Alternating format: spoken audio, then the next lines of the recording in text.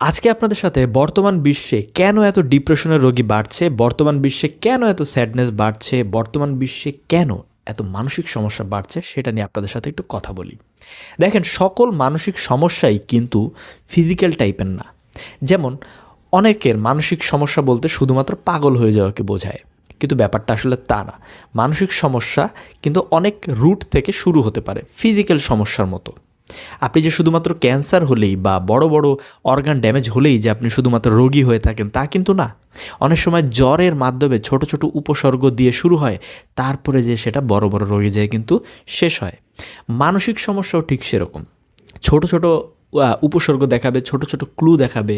আপনি যদি সেগুলো সর্ট আউট না করেন, সেগুলোকে এড়িয়ে যান, তাহলে বড় সমস্যা কিন্তু হবে। তো আজকে যে বিষয়টা নিয়ে আপনাদের সাথে আলোচনা করতে যাচ্ছি সেটা হচ্ছে কি এমন জিনিস, যেই জিনিসটা বর্তমান বিশ্বে না থাকার কারণে মানসিক সমস্যা বাড়ছে। দেখেন, ফিজিক্যাল সমস্যার থেকে মানসিক সমস্যাটা না দূর করা অনেক সহজ। ফিজিক্যাল সমস্যা হয় আপনার ভাইরাসের কারণে, ব্যাকটেরিয়ার কারণে, বাজে খাবার দাবার কারণে, লাইফস্টাইলের কারণে। বাট মানসিক সমস্যাগুলো না এত জটিল কারণে হয় না। মানসিক সমস্যাগুলো হতে পারে ওয়ার্ডসের কারণে, কথার কারণে। কারোর সাথে কোনো দুইটা বাক্য বিনিময় হয়েছে, তার কোনো কথা আপনার কাছে খারাপ লেগেছে, এখান থেকে ভাবনা শুরু হতে পারে। দ্বিতীয়ত হতে পারে কোনো একটা ঘটনা দেখেছেন, সেই ঘটনা নিয়ে বারবার ভাবছেন, সেটা থেকেও হতে পারে। এখন এই সহজ একটা জিনিস কেন এত ভয়ানক ডিজিজে পরিণত হলো? দেখেন, এই মানসিক সমস্যা বা যে ইনপুটগুলো আমরা যে নেই, তারপর এটা নিয়ে যে ভাবি, এই জিনিসটার না একটা ব্রেক করা যায় খুব ইজিলি।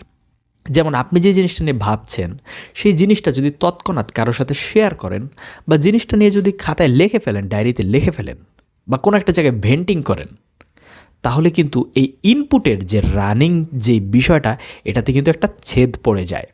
সাথে সাথে এই ওভার থিঙ্কিংয়ের বিষয়টা একটা ফর্মাল এন্ডে আসার কারণে আপনি একটা রিলিফ পান। সমস্যাটা হচ্ছে, বর্তমান বিশ্বে আমরা এত ব্যস্ত হয়ে পড়েছি, বর্তমান বিশ্বে আমরা এত যান্ত্রিক হয়ে পড়েছি, বর্তমান বিশ্বে আমরা এত ডিজিটাল হয়ে গেছি যে man to man, human two human এই যে ইন্টারাকশন, সেটা কিন্তু আমাদের ভিতরে হচ্ছে না।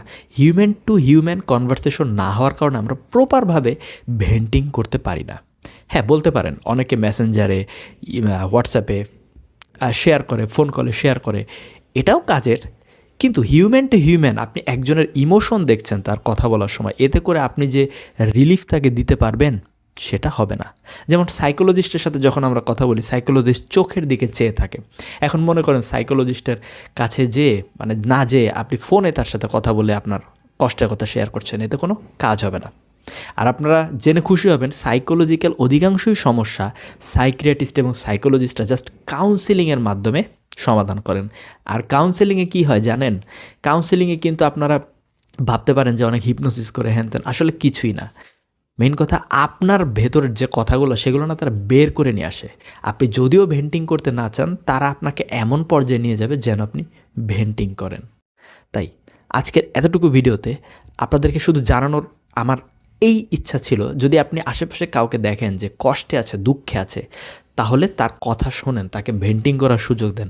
বা যদি আপনি নিজে দুঃখ কষ্টে থাকেন, তাহলে সকল ধরনের ইগো বাদ দিয়ে কারো না কারোর সাথে বিষয়গুলো শেয়ার করেন। কারণ ইগো কখনোই ভালো কিছু দেয় না, শেয়ারিং আপনাকে ফিল ফ্রি রাখতে সাহায্য করবে।